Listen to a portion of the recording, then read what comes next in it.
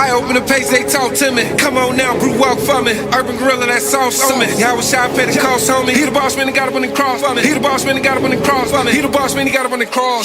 Yeah. I open the pages, they talk to me. Come on now, brew walk for me.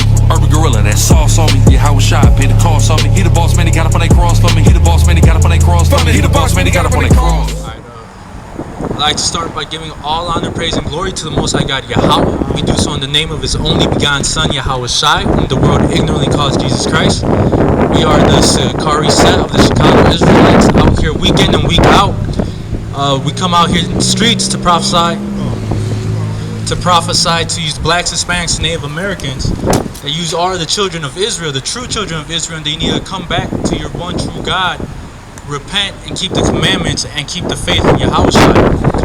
So we're back out here this weekend, going over a very common thing that's been happening time and time again. We have another brother. The brother was named Mario Gonzalez, who was executed on camera by a cop.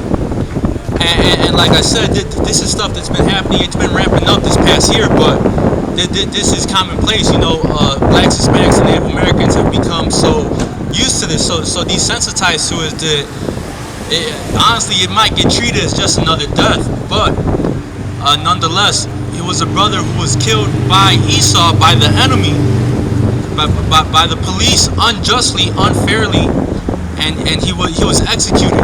So we're gonna go into Zechariah 11 and 12. This is Zechariah chapter 11 verse 5. Whose possessors slay them and hold themselves not guilty.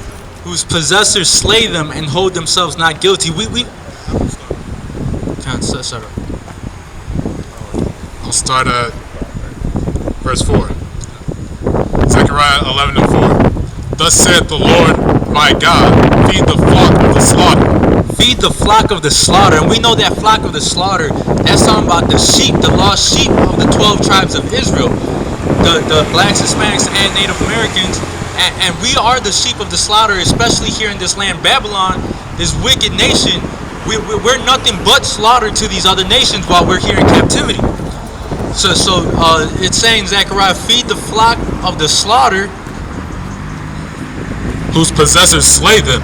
Whose possessors slay them. And we know we're still under captivity to those who are over and above us, to these other nations, but mainly here in Babylon, those possessors would be Esau, the white man, the so-called white man, the Caucasian man. So this is talking about the sheep of the slaughter whose possessors slay them. And we see that enacted on these streets day in and day out. You know, they say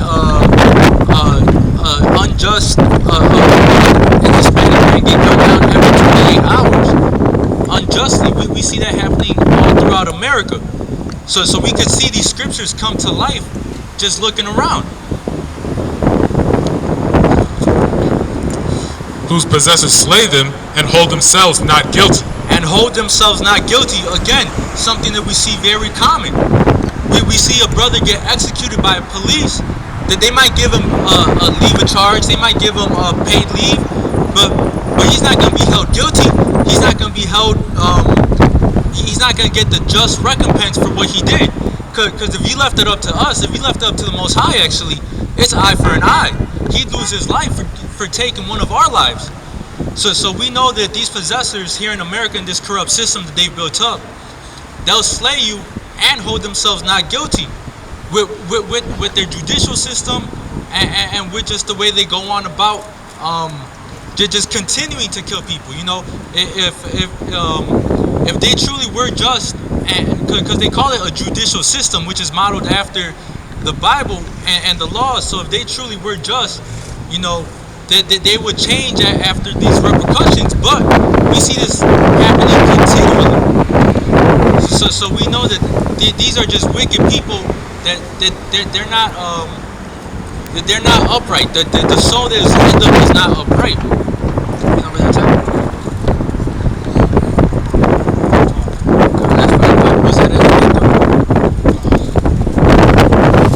And they that sell them say, Blessed be the Lord, for I am rich, and their own shepherds pity them not. Exactly, and those who sell this say, "I am rich, blessed be the Lord." So Esau, he thinks that he's doing right. He's doing adjusting by slaying the Israelites. He thinks that the Most High is just going to wink at this. That the Most High ain't even paying attention. And actually, you got that song there too. It's the book of Psalms.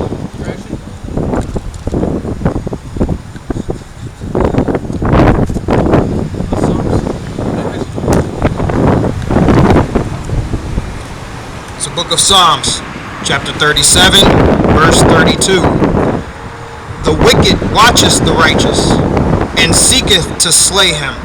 And again, we see that playing out here in Babylon. We see the wicked, these other nations, like I said, most importantly, Esau, the Caucasian, he seeketh to slay the righteous.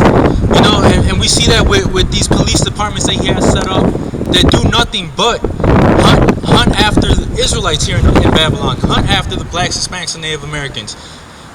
You know, we get trailed for so-called having expired license plate or bad registration. Exactly. They'll say you have a bad tail light. Your tail light is out, just so they could track you down and ultimately pounce on you. You know, a traffic stop will turn into a murder just like that out of nowhere. You know, so. We see these scriptures prophesying about the wickedness of these heathens. You know, the wicked seek to slay the righteous. That was it on that? Give me Psalms 10 and 9. Get in the GLT though. The GLT. You can give me Psalm 73 and 6. Psalms 10 and 9 to 11. Hey, what's up, bro? Hey, you got some time? You ever heard of the Israelites, bro? Yeah. Yeah, you know you. Right now. All right, bro. Just know that you're an Israelite, brother. You got that though? Psalms 10 and 9. This is Psalms chapter 10, verse 9. They spy on their helpless victims. They wait in their hiding place like lions. God. They spy on their helpless victims, and here in Babylon, we are those helpless victims, and they're waiting like lions. They are the predator. We know Esau models himself after, you know, the eagle, the top predator, and he'll also model himself after the lion, because we know the lion in the kingdom, yeah, he's the king of the jungle. He's the top predator there. So that's how he models himself here in America, and he'll lay in wait. And he'll stalk his prey just like a lion does. They lie in wait for the poor. They catch them in their traps and drag them away. They catch them in their traps, and we know here in Babylon, Esau has set up these traps for us to get caught in. These neighborhoods, through methods such as redlining, through methods such as grouping all Israelites together and disproportionately funding their communities. You know, they call it black on black crime, but really we're just a product of our environment and where we're at. And really he set up a trap for him to catch us. You know, the cops, they don't really patrol the white neighborhoods. They like to stay in the hoods and the ghettos, because they know that's where they could catch a black, Hispanic, or Native American. You know, that's when they could go after their prey. They're not really on these white streets and these white neighborhoods stalking them people, these other nations even. Hey, what's up? You got time, bro? That's fine. But like I said, they're not out here stalking these other nations. You don't see the Arab man or the Chinese man get stalked and preyed upon by any police department, really. So we know contextually this is talking about the poor, and here in Babylon, we know the Israelites, we're at the bottom. And we know Esau and these other nations are the head.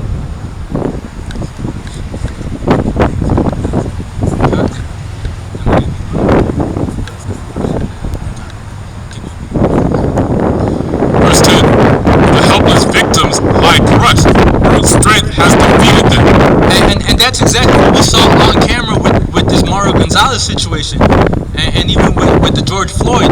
The helpless victims lie crushed. The helpless victims lie crushed. Brute strength has defeated them. and brute strength has defeated them. We saw a man basically get choked out with a knee on his back. We've seen that countless times over since George Floyd. And this Mario Gonzalez situation is just, you know, another notch on that totem pole. Where we see our brothers out here basically executed live on camera and nothing is done about it. We're here in Humblodt Park, and no one seems to care about this. No one seems to care about this justice that has happened to one of our own. You know, if another nation were to do that against another nation, let's say Esau against the brother which was an ISRAELITE, that'd be considered an act of war, really, because that's nation against nation. But our people, we're such in a docile state here in Babylon, we're so comfortable here in Babylon that we don't even really care. And like I said earlier, this has happened so many times over and over again that we've just become desensitized to it. But was it on the 11th? The wicked say to themselves, God doesn't care. He has closed his eyes and will never see me. Exactly, and that's the pride of Esau, to think that he could kill, that he could touch the apple of the Most High's eye, and to think that the Most High isn't looking at him, that the Most High isn't going to pronounce judgment upon all this wickedness that he commits. We got that in Psalm. Yeah. It's the book of Psalms, chapter 73, verse 6. Therefore pride compasseth them about as a chain. Exactly, and this is specifically talking about the wicked, but we see it applied to Esau most importantly because we know the pride of Esau and the pride of the rocks has compassed them to think that he is above the Most High, that he's above the Most High's judgment, and that the Most High doesn't have a recompense for him. But little does he know, violence covereth them as a garment. And because of that pride that they have to think that they're the top of the food chain, like the predators that they model themselves after, violence has compassed them. So we see this as a trait of the wicked, violence, and with the violence, that's what they use. Even we know Esau, his blessing was the sword. So hey, did you hear what happened to Mario Gonzalez? Did you see the video that just came out? You ain't see it? You ain't see that he was a knee on his neck, got killed by the police officer just like George Floyd did? You'll look at it?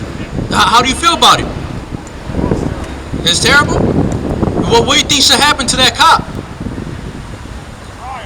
A trial. You see, and that's exactly what the scriptures were talking about. The man got his life killed, and this guy says, a trial. Not the righteous judgment of life for life. We've seen it play out on camera. There's nothing to really judge there.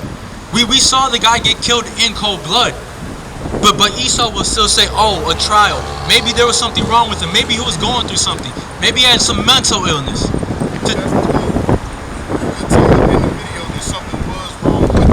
Exactly. No, yeah, exactly. I'm talking about Esau. Like maybe the cop was having a bad day. Oh yeah, exactly.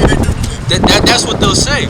But Shar brought up a great point where in the video you could tell that the brother Mario Gonzalez did have something wrong with him. He's a learning disability or something. He wasn't all the way there. Exactly, and the cops, they didn't have the care or the wherewithal to treat him as such. They treated him like just another nigga in spick, you know, and they took his life ultimately. It's the book of Deuteronomy, chapter 28, verse 50. A nation of fierce countenance. A nation of fierce countenance. Which shall not regard the person of the old, nor show favor to the young. The old nor the young. And when we see that played out, you know, a couple of weeks ago with Adam Toledo, we saw that Esau had no regards towards the young. The brother was 13 years old, hands up, no gun in his hands, and he still got shot to death. Come on, this is Exodus, chapter 21, verse 12. He that smiteth a man so that he die shall be surely put to death. Exactly, and that's the judgment that should be enacted. That's the Most High's judgment to rightfully deal with, you know, someone who is slain, someone who is killed in cold blood. And truthfully, that should be the righteous judgment that should be enacted on all these cops, especially on all these heathens that even think to touch the apple of the Most High's eye. But get that in Obadiah 1 and 10. This is the book of Obadiah, chapter 1, verse 10. For thy violence against thy brother Jacob, shame shall cover thee. We know this is talking about Esau for his violence against his brother Jacob. And thou shalt be cut off forever. And this is the righteous judgment that ultimately is going to come to them. That's going to come to specifically the white man, because he's going to be cut off forever for his violence against his brother Jacob, for the violence against the blacks, so-called blacks, Hispanics, and Native Americans. The white man, the Caucasian man, is going to be cut off forever. And that's the just recompense that we should all be hoping for and striving for. Job chapter 20 verse 19. Because he hath oppressed and hath forsaken the poor, because he hath violently taken away an house which he had not built. Violently taken away a house he has not built it. You know, and we know exactly what happened with this land here, this land that we're all standing on. It was violently taken away from the Native Americans. He took away this house that he did not build, and he used us to build it up for him. Keep going. Surely he shall not feel quietness in his belly. He shall not save of that which he desired. And we know the greediness of these other nations. Nothing is ever enough. You know, throughout all the times of slavery, nothing was ever enough. Even to this day, nothing is ever enough. They could rob, rape, and kill you, and still hold you captive because it's not enough. You know, after this nation had been built, they could have let, you know, the so-called black man go back to Africa where they got him from. They could have let everyone go back to their normal lives, but no, we're still in captivity. They continue this judgment that they've placed upon us, that ultimately the Most High has placed upon us, but they continue in it.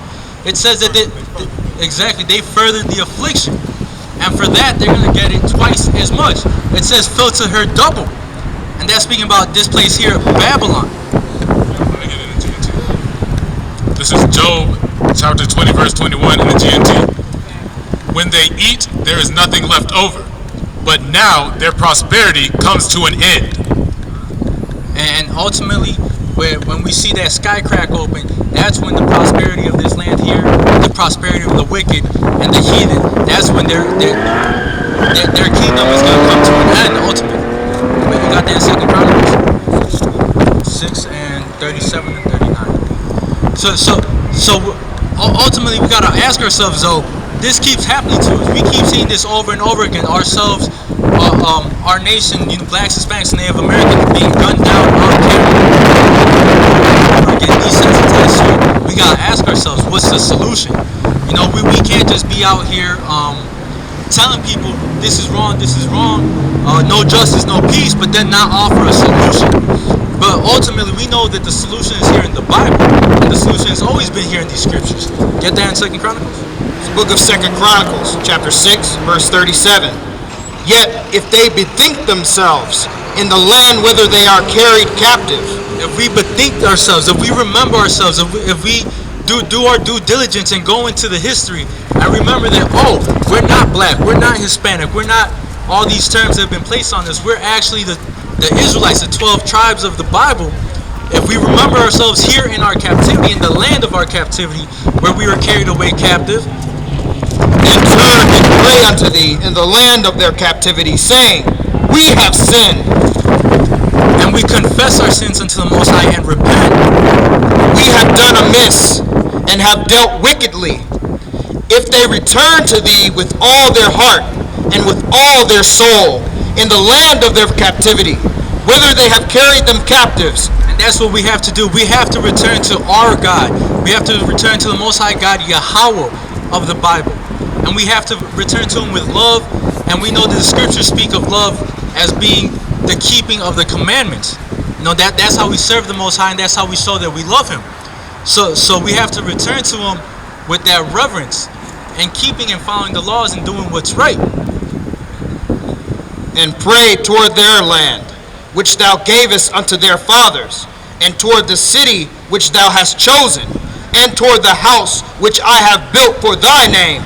Then hear thou for them from the heavens, even from thy dwelling place, their prayers and their supplications, and maintain their cause, and forgive thy people which have sinned against thee. And that's how we return to the Most High. That's how we get them back on our side, and ultimately that's how we get saved up out of this captivity, by keeping the law, statutes, and commandments, and by teaching our people that they are the true Israelites and that they have to keep these commandments. And until that happens, we're going to keep getting gunned down here in wicked Babylon the Great. We're going to keep getting oppressed here.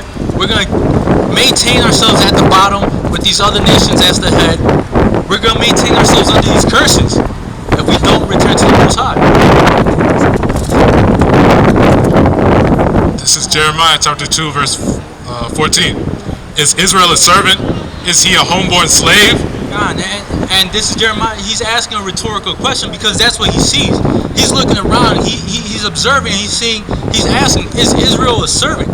Is he a homeborn slave? Because if we look around here in America, it looks like a lot of homeborn slaves who aren't awake, who don't have the diligence or the care to really do the research and to ask themselves, where do I go back to? Who is my God? What is my purpose here on earth? And that's how we turn ourselves into homeborn slaves, but by not having the care to seek any of this out, and by being comfortable in captivity.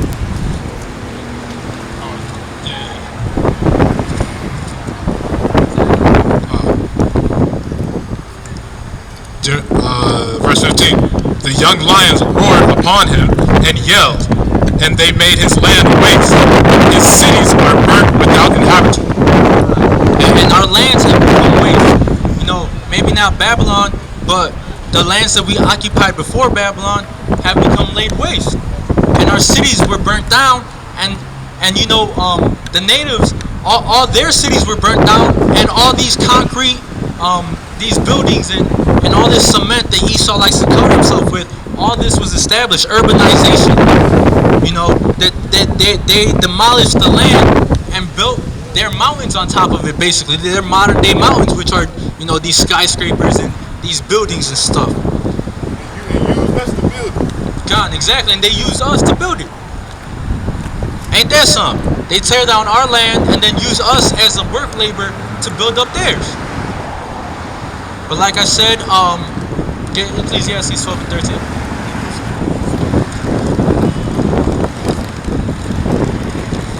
This is Jeremiah chapter 6, verse 14. They have healed also the hurt of the daughter of my people slightly, saying, peace, peace, when there is no peace. And it says they have healed the hurt slightly. Hey brother, bro, did you hear what happened to Mario Gonzalez? Got your headphones in? You can't hear me? Look at that, bro. A dog walking the dog. Hey, bro. Hey, you got some time, bro? Nah. Take a fly? Yeah, give him a fly. 16, you want 16? 16. Okay, come on. Jeremiah chapter 6, verse 14. They have healed also the hurt of the daughter of my people slightly, saying. They have healed the hurt slightly. So that's where you get, government assistance, link, WIC, a gift destroyeth the heart. They think that by giving us all this government assistance, public housing, stimulus checks, they think that makes up for all that they have done. And we know for a fact that it doesn't. That they have tried to heal slightly. Saying peace, peace, when there is no peace. And they say peace, peace, when we know for a fact that there is no peace and that there hasn't been peace for centuries.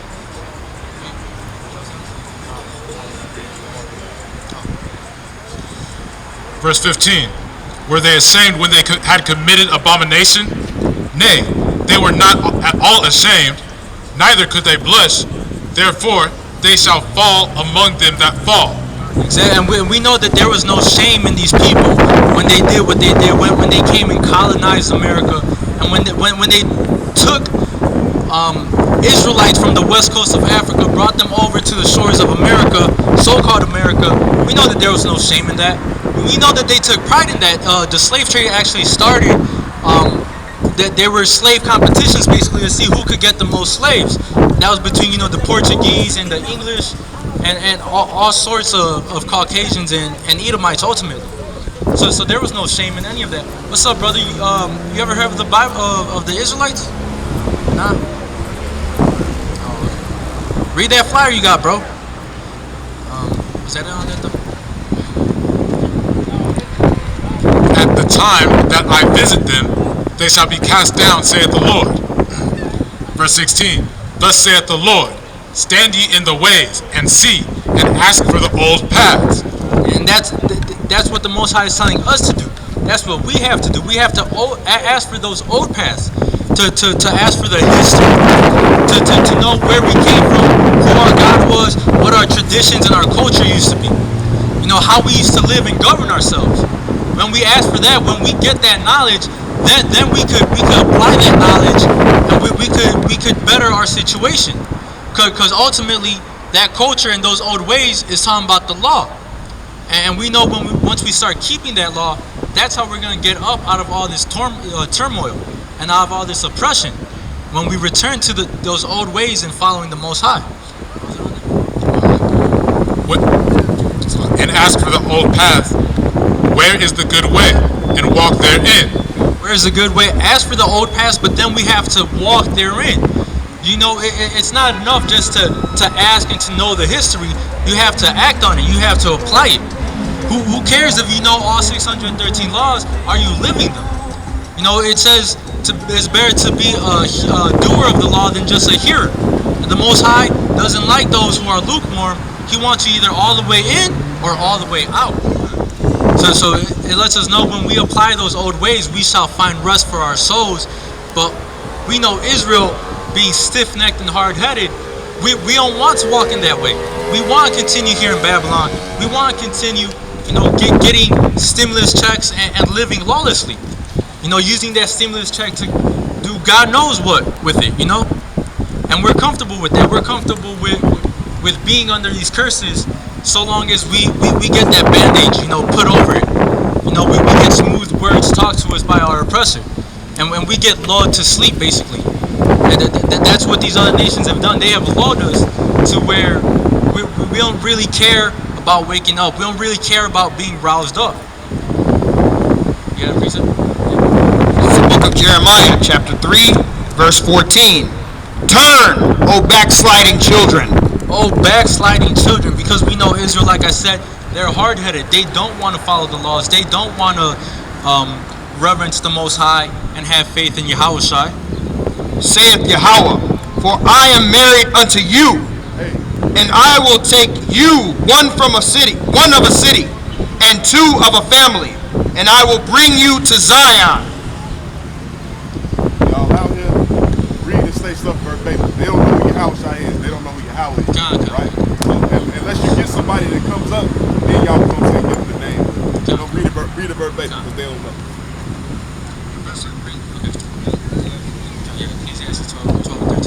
So like I said, ultimately, if we want all this to end, we gotta go into these scriptures. We gotta search out these scriptures in the old ways and apply them. And the Bible has told us that since the beginning. Bring that out. It's the book of Ecclesiastes, chapter 12, verse 13. Let us hear the conclusion of the whole matter. Fear God and keep his commandments, for this is the whole duty of man. What's up, bro? You ever heard about the Israelites? Y'all got it? What y'all think about them? What y'all think about the information? Yeah, talking about fun. But bring that out. It's the book of Ecclesiastes, chapter 12, verse 13. Let us hear the conclusion of the whole matter. Fear God and keep his commandments, for this is the whole duty of man. That's the whole duty of man. It's laid out right there, plain and simple. And we know duty, that's something that's like a job, your work. That's really the whole purpose of man. That's why we were here on this earth. That's why the Most High had made us a holy people and separated us from these other nations, ultimately, so that we could fear Him and keep His laws, you know? And also the word duty, if you look at the etymology of that word, it also goes back to like the word debt. So we actually owe that to the Most High to keep the commandments. And I mean, that's the least we could do with all the Most High has given us, you know, with all the Most High has done for us, you know, from picking us out from all these other nations and making us a holy and special people unto Himself. The least we could do is just follow His instructions. And ultimately, the law was given for our benefit. The Most High doesn't profit off us keeping the law Himself, you know, because He's already perfect. He's already the Most High. He's already everything. He has all attributes unto Himself. He made the law for us to govern ourselves, for our good and for our betterment, you know, for us to be prosperous. So the least we could do is follow that. It's the book of Baruch. The book of Baruch, chapter 2, verse 30. For I knew that they would not hear me, because it is a stiff-necked people, but in the land of their captivities they shall remember themselves. Again, in the land of their captivities, here in Babylon, you know, out there in Puerto Rico, out there in Jamaica, wherever we're scared, because we know the Israelites are scared to the four corners of the earth. Wherever we're at, we could see it happening all over now. We're coming back. We're asking for those old ways. We're doing our research, and we're finding out who we are. And we're finding out that we are the Israelites, the 12 tribes, the blacks, Hispanics, and Native Americans. And this is what all prophesied. This is in the book of Baruch. We got it in the book of Chronicles. This has been prophesied since thousands of years ago. Keep going. And shall know that I am the Lord their God, for I will give them an heart and ears to hear, and they shall praise me in the land of their captivity, and think upon my name. And you gotta thank these camps, because these camps ultimately were the ones who woke up and who figured this out, who figured out the Most High's name, and who've been out here teaching all these lost and scattered sheep, teaching them the old past, teaching them, whoever walks by, all the Israelites, who they are, what they have to do, who their God is, what the name of their God is. All this stuff that's detrimental to our salvation. Ultimately, because if we want to get out of this place, we have a saying called each one teach one. That's ultimately how this truth has spread. You know, thanks to, you know, the Most High, the way He planned everything out, thanks to the invention of YouTube and the internet, we made this truth go worldwide, you know. You got camps, you got brothers out there teaching in England, in London, we got brothers in Ecuador, in Mexico. The truth has gone global. And that's because people had the wherewithal to do their research and to bring this information out. Verse 33, and return from their stiff neck and from their wicked deeds, for they shall remember the way of their fathers, which sinned before the Lord. And I will bring them again into the land which I promised with an oath unto their fathers, Abraham, Isaac, and Jacob, and they shall be lords of it, and I will increase them, and they shall not be diminished. And those are the promises that we shall reap after we finish, you know, our duty here on earth. After we seal up the elect, we teach all the lost sheep that need to be taught, that they need to be following the commandments, and we all start enacting them. That's ultimately when the promises will come to us. Because if you see throughout all the scriptures, Israel never fully got all the promises. We never lived up to the expectation the Most High had of us.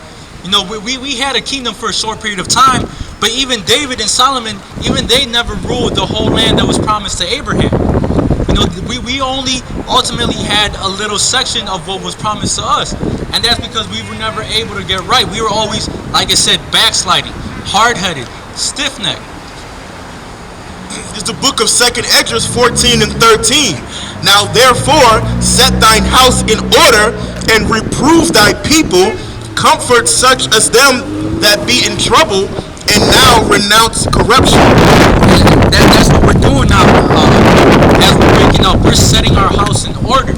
we're teaching our households, because truly it has to start at the home. It has to start at the family, because we know that's where, you know, so-called black on black crime, so-called brown on brown crime comes from, because it's learned behavior. You know, don't go off into sin, into idolatry, into all these things that make us unclean. You know, and ultimately be separate and set apart, and show that. Because when we're set apart, when we follow the laws, the Bible says that the law is a lamp. And when we do that, we let our light shine.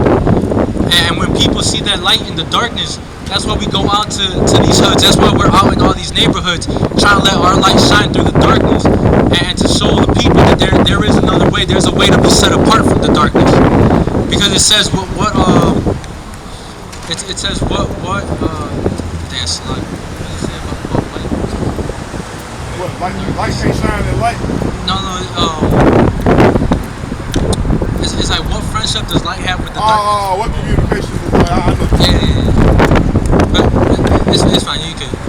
But exactly, when you let your light shine in the darkness, you truly provide something. Because if we act like the Christian church, if we act like the Catholic church, and we just stay inside a building and preach to everyone who is indoctrinated into their philosophy, you're really not doing nothing. You're just preaching to the choir, basically.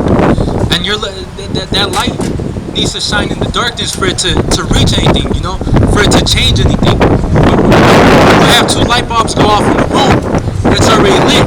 Nothing really changes. But when you have a light bulb go off in the darkness, you see a change. You see the light, and you can deduce stuff from that. It's the book of 2 Corinthians, chapter 6, verse 14. Do not be unequally yoked together with unbelievers. For what fellowship hath righteousness with lawlessness? What fellowship has righteousness with lawlessness?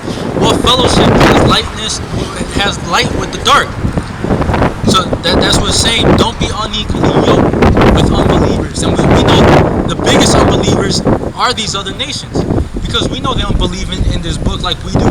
We know they don't have the faith in this book like we do. That they don't care and strive to follow these laws, statutes, and commandments, and have reverence for the Most High. So we shouldn't be unequally yoked with them. We should be equally yoked with it says to keep a man who follows the law as a friend, because he's going to keep you sharp. We know that iron sharpeneth iron. So if the company we keep is following the law and doing what they're supposed to do, then that'll tighten us up, and that'll check us to be better in our walk, instead of being unequally yoked and, you know, being tempted to, you know, maybe you're with a brother, or maybe even someone from another nation. You're hanging out with them, and they're not doing what they're supposed to be doing. Maybe they're going out there eating barbecue, they're out smoking, they're out, you know, sinning, and you'll be tempted to, you know, if you're not strong enough, if you're weak in the flesh, you might be tempted to go off into those ways with them. So that's why it says don't be unequally yoked. Shalom, what's going on? It's your brother Chief Priest Alazar Lawyer, aka the Gorilla Hebrew, and I'm just letting y'all know I just dropped my official clothing line, Urban Gorilla. Go to urbangorilla.com right now to check us out, man, and pick something up. There's URBNGRLA.com. We got all kind of items for men, women, children, even infants, as well as fragrance oil, smell goods. You can also check out Hebrew Israelite Clothing Co., another SICARRI business, on Instagram and Facebook. And as always, you can hit up DeaconSICARRI.com to get your plug on the scarves, the music, and the children's Bibles. Thanks for your time. All praise to the Most High. Kwam Yasharala. Shalom.